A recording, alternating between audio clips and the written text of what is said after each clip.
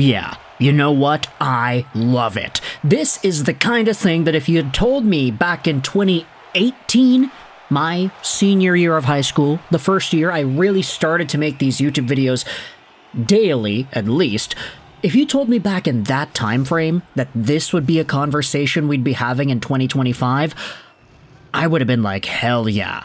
Absolutely, that makes sense to me, baby. Because today, we are revisiting the New York Islanders Vancouver Canucks conversation. Yesterday, we made a video talking about Bo Horvat. Yeah, that's right, they even got Bo freaking Horvat talking about this Pettersson-Miller stuff. And it was a really interesting article that was posted onto the Hockey News where Bo had his own commentary. He had spoken out about Pettersson and Miller and how the thing is overblown in his opinion. That was a nice talk to have, especially reminiscing over the glory days of the Canucks management choosing to keep JT over Bo. But because New York has been brought up, and I'm not talking about the Rangers, I'm talking about the Islanders, we had ourselves a responding piece, a secondary piece, posted also by Stephen Rossner yesterday as well. What would it take for the Islanders to land Canucks star Elias Pettersson? The subheadline is the interesting part here. Per industry sources, the Vancouver Canucks have high interest in Islanders D-man Noah Dobson. Now, just to chronicle everything here, the Bo Horvat interview was from 2 days ago. The video we made was yesterday. This article is from yesterday, and the video we're making about it is today.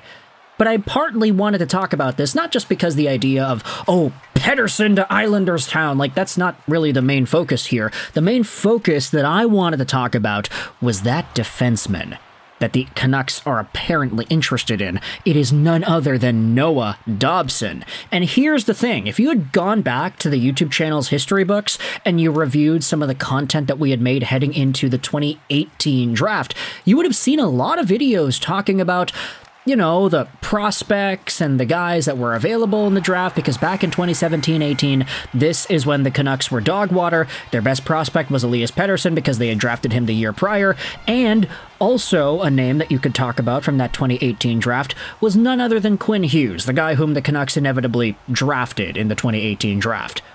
But if you take a look at the commentaries that we made, we had spoken very highly about guys that were available in that draft as D-men. We made videos about Dahlin, we had spoken about Quinn Hughes, Adam Boqvist, and we even talked about some of the other guys too, like for example, Oliver Wahlströms, whom I was very high on as well.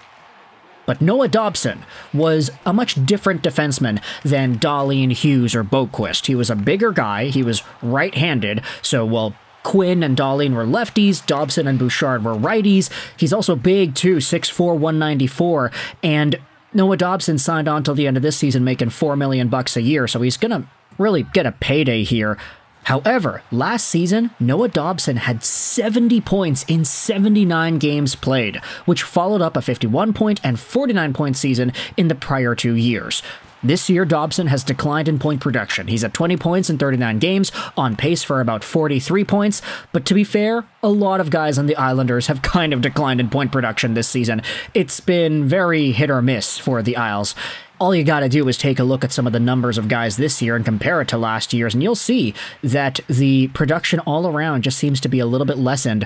However, that does not discredit the talent that Noah Dobson has. At his best, he can move a puck really well, he can move around the ice really well, he's a defensive beast, and he's a legitimate top 2 guy, who gets 23, 24, 25, even 26-minute games in there once in a while. Noah Dobson is a top 2 defenseman who could realistically get a huge payday heading into next year and beyond.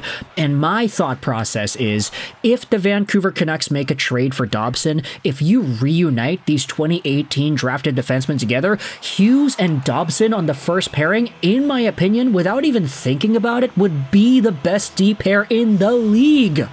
Like, you know how much star power, how much legitimate, tangible value there has to be in a situation for me to gas up my own favorite team like that?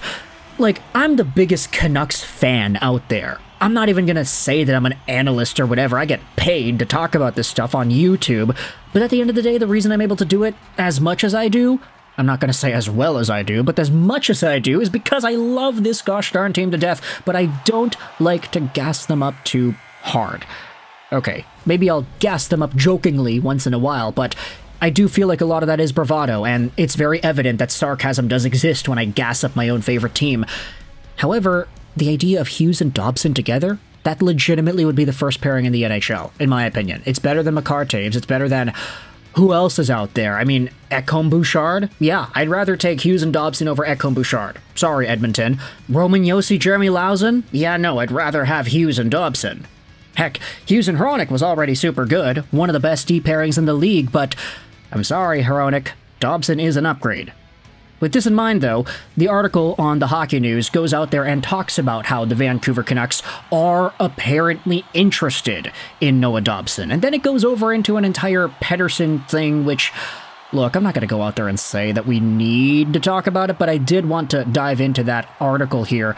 Per industry sources, pending RFA, Noah Dobson is high on the Canucks list if the Canucks elect to move the 24-year-old.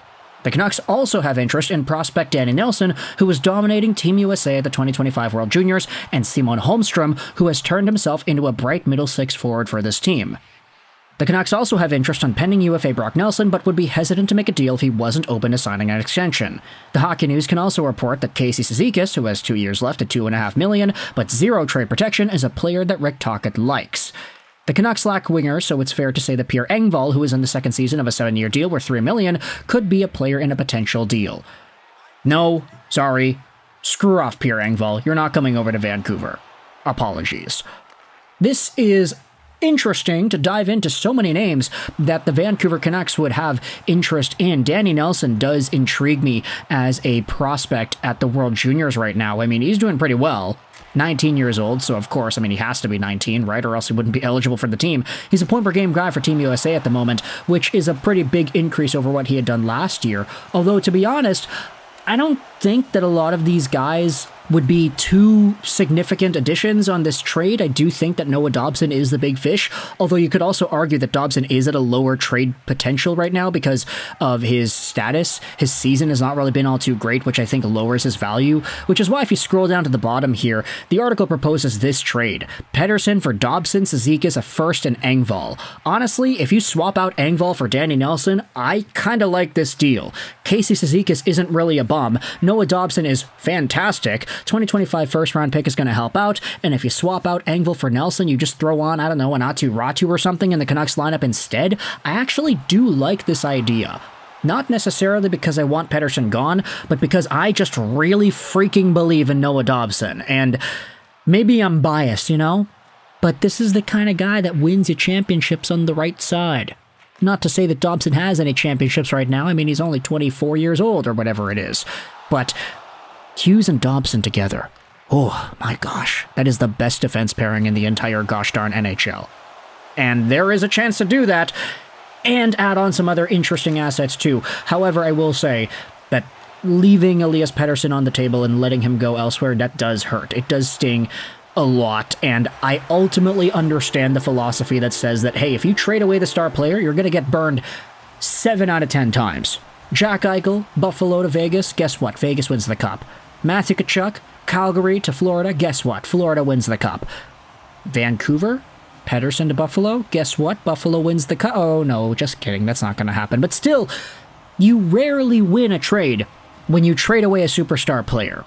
But for me, I really do freaking think Dobson is that guy, man. I don't want to let this poor point production from this season deter what was going on last year with Dobson and what he was cooking in the Islanders system.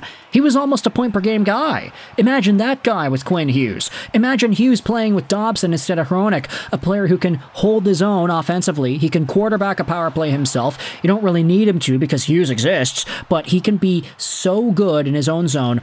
Big body, blocks shots, physical, and he makes great plays. Dobson, I think, is one of the best options the Canucks could target in any sort of a trade involving Miller or Petey, but I want you to let me know your thoughts in the comment section below. Do you agree, disagree, what have you? Let me know. The comment section is your floor. Article is going to be linked in the description as well. I hope you enjoyed this video. And bye.